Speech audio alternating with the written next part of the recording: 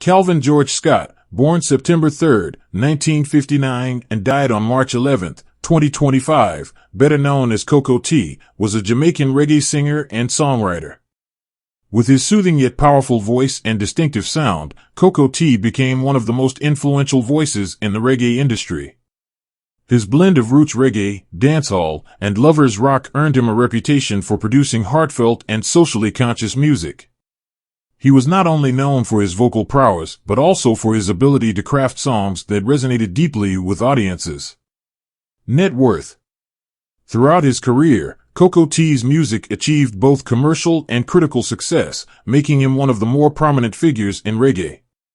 However, despite his popularity and contributions to reggae music, his net worth was estimated to be around $2 million at the time of his death. This figure took into account his music sales, live performances, and his long-standing role as a respected figure in the reggae industry. His earnings came not only from his record sales and tours, but also from his ventures in the local Jamaican entertainment industry.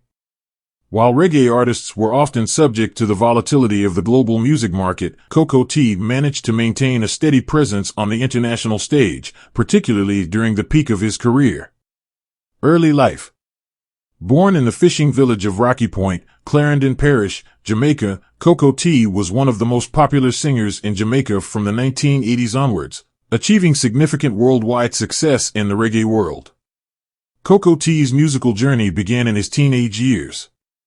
His love for reggae blossomed when he started attending sound system dances and listening to the radio, where he was introduced to legends like Bob Marley, Dennis Brown, and John Holt.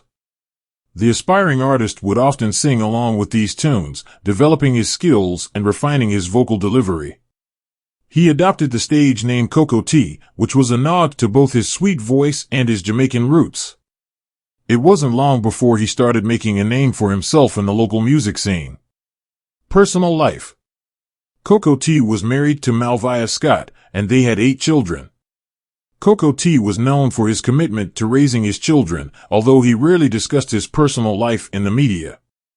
He was deeply involved in his community, often participating in charitable activities and working to uplift the people of Jamaica through his music and actions. Houses and lifestyle. Like many successful musicians, Coco Tea was able to afford a comfortable lifestyle through his musical achievements. He owned a house in Jamaica, which served as both a retreat and a place to raise his family. The serene and peaceful environment of his home in the Jamaican countryside mirrored the themes in his music, a reflection of his connection to his roots and his desire to remain grounded despite his success. While Coco Tea enjoyed the fruits of his labor, he was not one to flaunt wealth or luxury. His lifestyle was understated yet comfortable, a reflection of the cultural values he often conveyed in his music. Coco Tea's authenticity and humility resonated with fans, who admired not only his musical talents but also his personal integrity. Career. He made his first venture into the music industry at only 14 years of age in 1974, when he released Searching in the Hills for Willie Francis' Little Willie label. When the song failed to hit, the young Calvin gave up on the music industry for a while and spent time working as both a jockey and a fisherman over the next few years.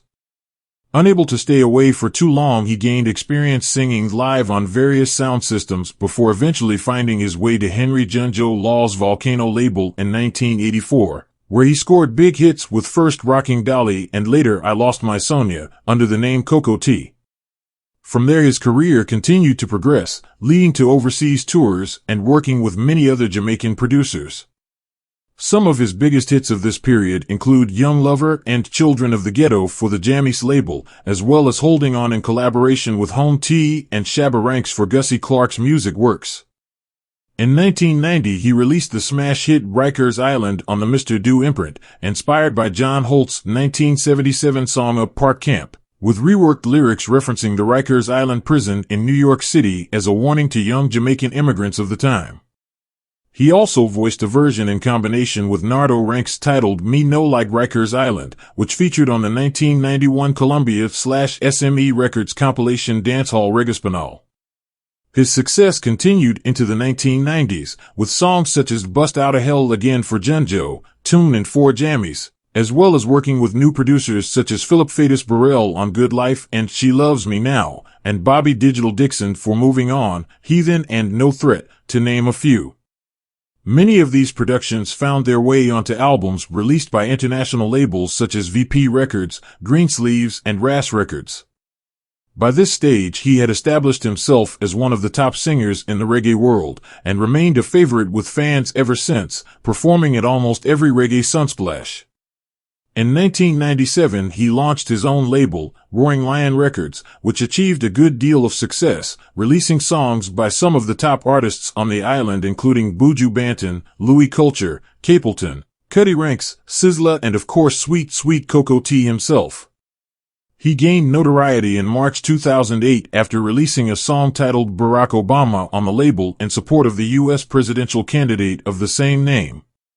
Coco Tea's song Ja Made Them That Way from his 1984 album Rocking Dolly interpolates Human Nature by Michael Jackson and Answer Me Question by Dillinger. He initiated the annual New Year's Eve event's Dancehall Jam in 2003, which ran until 2009, with plans to resurrect it in 2015. Death. Coco Tea died on March 11, 2025 of a cardiac arrest. His death was a significant loss to the reggae community, as he was one of the genre's true stalwarts. His death marked the end of an era for many reggae fans who had grown up listening to his iconic songs. Tributes poured in from fellow musicians and fans alike, highlighting his contribution to the global reggae movement. The passing of Coco Tea underscored the fragility of life, as he had been a seemingly timeless figure in reggae music. His ability to bring social awareness, love, and the spirit of reggae to his audience left a lasting legacy that continued to inspire new generations of artists. Legacy and lifestyle. Coco Tea's legacy is indelible, etched in the history of Jamaican music and the wider global reggae scene. He was one of the key figures in the development of dancehall reggae during the 1980s and 1990s. His unique blend of cultural consciousness, love, and storytelling was a breath of fresh air in a genre that was sometimes dominated by more aggressive themes. Even in death, Coco Tea's music continues to live on, with his tracks being played in reggae clubs, on radio stations, and in playlists all around the world. His songs, filled with wisdom, emotion, and political consciousness, remain relevant. His work inspired many contemporary reggae artists, and his musical contributions will continue to be celebrated for years to come. Coco Tea's lifestyle was one of simplicity, authenticity, and deep connection to his cultural roots. Despite his fame, he remained a man of the people, using his platform to speak on behalf of those who were often unheard. His legacy, both musically and personally, lives on as a testament to his dedication to reggae and the people he loved. Rest in peace, Coco Tea. You may have gone, but you will never be forgotten. Thank you for watching, and kindly subscribe, like, and share this video to family and friend.